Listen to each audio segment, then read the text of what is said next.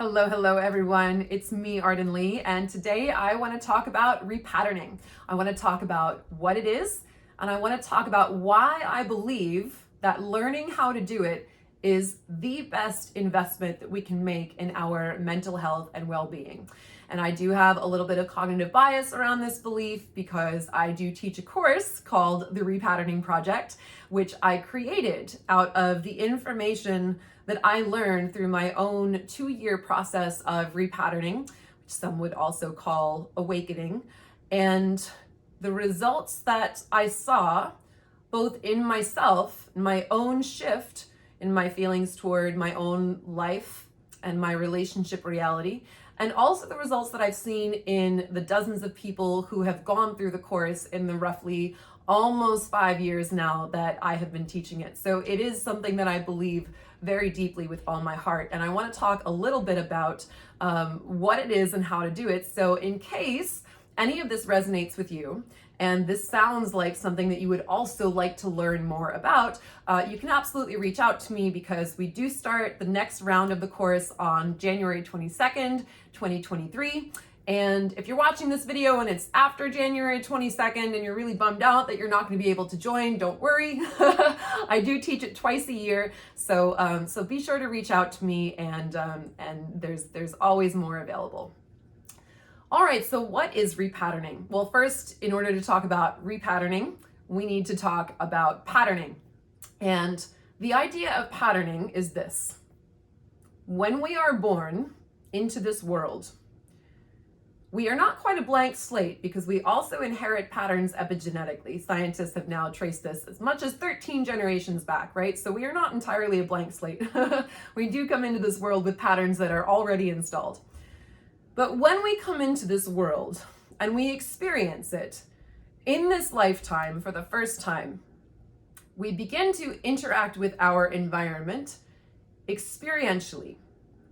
And through what we learn, through those experiential interactions of the world around us, we start to learn what kind of results we can expect from which kinds of actions, right? And so when we're babies, there's not a lot of choice that we have about how we speak up, how we get our needs met, right? Because we are these tiny little neurodevelopmentally unformed creatures incapable of language or much movement, right? So when we have a need that we need to convey to our caretakers, usually our parents, and we need to communicate to them about that, we basically have one option, which is to cry, right?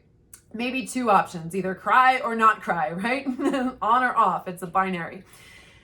And what we learn when we start to interact with the world in this fashion depends on the environment that we are raised in and the results that we get from it, which can be different for each person, right? One baby who has a need and decides to cry might experience that its parents listen and take care of it. And so therefore it kind of learns like, oh, I can reasonably expect that when I speak up and I let folks know that I have a need that I need to have met, I can reasonably expect them to handle it. Cool, right?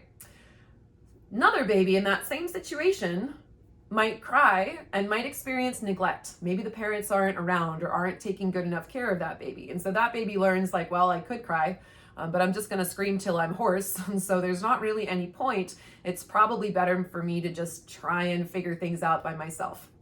And then there might be a third baby in that situation who cries when they have a need and gets punished by their parents for making too much noise or for being a disturbance, right?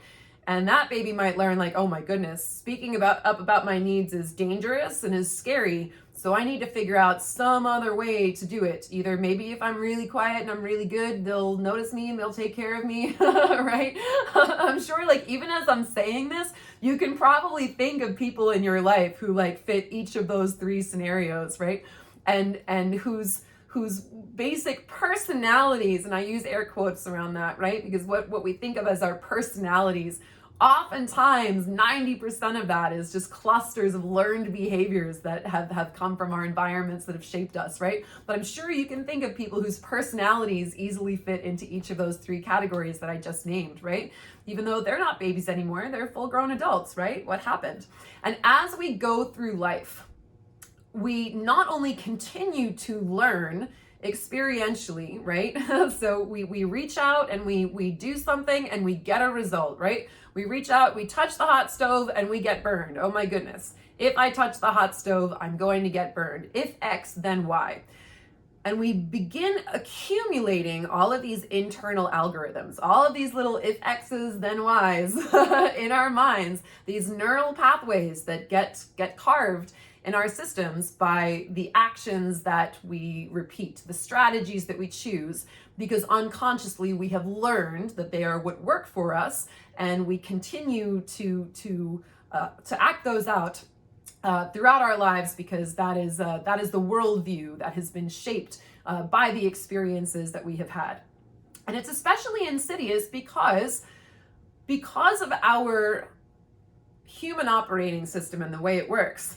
We also have something called confirmation bias, which means that if we have a belief, right, a pattern, an internal algorithm that we suspect is correct, right, and if X then Y, then what happens is our memories, our information and memory processing ends up selecting for, out of all of the bits of information coming in from our reality, coming in through our five senses, our memory and information processing selects for the experiences that confirm the worldview and the internal algorithms that we already believe to be true, even if those worldviews and patterns are not actually getting us the results we want, right? So if we have grown up in a household where we learned that the best way for us to survive and be happy and keep the peace was by people pleasing those around us, we will then grow up and we will leave that isolated environment in which we learned, that little petri dish called our home, our childhood home that we grew up in, where we learn that pattern. We will then go out into adulthood where it may not actually serve us anymore. And yet, our minds unconsciously will select for all of the experiences and remember them if those experiences confirm that the thing that we already believe is correct, which can make repatterning quite uncomfortable, actually, when we learn that there is actually a different belief or strategy that is going to be more helpful to us, right? So I was one of those people who learned that people pleasing was the way I was going to get things done, right? And then in my relationships, I would end up in relationships where I continued to please and attempt to earn approval without actually zooming out and being like, actually, this is not even the relationship that I should be in, right? I was gamifying my relationships, doing the same internal algorithms over and over and over, not realizing that actually the healthy pattern that at this point in my adulthood would actually serve me in the present moment would be to choose relationships with people who already value me and treat me well, and who understand that me doing something like setting a boundary or honoring my own truth is actually the healthiest thing for the relationship, right? And that one took me a minute to repattern, but I did it, and it is possible, right? So once we start to bring up and understand all of these patterns that we have taken on throughout our lives, which then through our information and memory processing and confirmation bias has only served to snowball, right? To the point where perhaps if you're anything like I was, you find yourself doing the same thing over and over and over again, being like, this isn't working, but I don't understand. I've tried everything, right? And we typically think that we've tried everything because if you're like me, then setting boundaries when you were growing up was actually dangerous. So by the time you're an adult, you're like, oh no, I tried setting boundaries. I did that when I was 14. It definitely didn't work. Not going there, not doing that again, right? But by making these patterns conscious, we can actually see where we're trying them over and over and over again, and clearly we're not getting the result that we want. And now, from an empowered place of adulthood, where we're not still trapped in that same one environment of our childhood home, where we can actually control the places we go to a pretty decent extent, we can control the people that we choose to spend time with. We can choose, to a certain extent, the work environments that we want to be in, the relationships that we want to be in, et cetera, et cetera. We have a great more deal of creative freedom than we did in our childhood. But if we're still operating under those same patterns, then we are likely to continue to keep getting those same results, right? So repatterning is essentially to go through all of these internal algorithms that we have learned, that we have taken on throughout our lifetimes, and to make them conscious, and then to Marie Kondo them one by one, right? So if you guys know Tidying Up with Marie Kondo, what does she do? She takes an item, right, in a house that is full of clutter, and she takes that item and she says, does this spark joy? Do I want to carry this into my future? And if so, then great, then you keep it. And if not, then you're going to get rid of it. You're going to donate it somewhere, right? Well, the same with our patterns. What we do is we look at them and we say, is this serving me? Is this internal algorithm actually getting me the result that I want now in my adulthood, in this present moment? Is this still working for me? Or is this an outdated pattern that I learned that served me for a little while when I was 5, but now I don't need to carry it into my future anymore, right? And if something is working for us, great, amazing, then that doesn't need to be fixed. But there are a lot of patterns, certainly there were for me, and with most people that I work with and that I run into, even in everyday life, there are a lot of patterns that folks are running that are not actually getting them the results they're intending. And then they're wondering why they're frustrated, why they're stressed out, right? Why they have anxiety, why they have depression. I say this as someone who was diagnosed with anxiety and depression when I was in my 20s. And I look back at that now, and walking into a doctor's office and just saying, here's all the feelings of depression I'm feeling, and being handed a prescription for a pill, which I took, which were not great for me. And when really, now that I look back at that young woman in her 20s, going and seeking out a diagnosis in a clinician's office because she felt so awful, I look at that and I'm like, no, those were all the results of my trauma imprints and learning that the world was a certain way and trying to navigate within that world to try and advocate for my own survival in a lot of the misguided ways that I learned having grown up with the trauma that I grew up with. So I get pretty passionate about this because oftentimes when I run into folks who are in that same place, experiencing frustration, depression, excessive lethargy, hopelessness, despair, frustration that things are not working out in the way that they intended. What I have learned is that the vast amount of those things are not caused by chemical imbalances. The vast amount of those things are actually caused by things like systemic oppression, things like lack of access to resources, right? And essentially not being taught as we are growing up, not being taught how to navigate our reality and choose our beliefs, behaviors, strategies, mindsets, patterns, internal algorithms from a place of conscious choice. We are all systems and we are all programmers, but not all of us have realized that we are or can be the programmers of our own systems. So we walk through life becoming programmed by our experiences around us. And if those experiences are not positive ones, which in this world makes for a lot of them, right? Especially with the culture that we live in, especially in the West, especially with rugged individualism, especially with a lack of community care, a lack of growing up with values of co-nurturance, right? An expectation that we must be successful on our own, and if we're not, then we're a failure, right? And with no one really typically showing us the ways to succeed, right? And then we wonder why we're depressed and anxious. So what I have learned is that by being able to change my own patterning, by being able to repattern, I can navigate my reality and I can choose the internal algorithms that actually lead to the results that I want, right? What is the difference between me, someone who was struggling, and living in a lot of scarcity and survival mode throughout her 20s, versus the 25-year-old who is speaking on stage at the Traffic and Conversion Summit because she's just, done her first $1 million year in her business or whatever, right?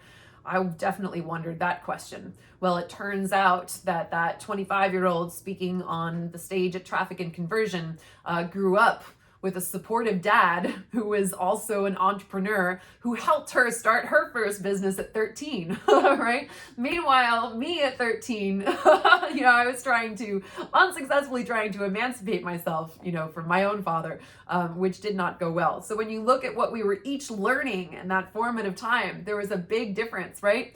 But unfortunately, I cannot make the world fair. I cannot make it so the world automatically gives the same resources to everyone who is born into it. As much as I would like to be able to do that, and as much as I advocate for it, I am not currently in a position to make that large scale of a change.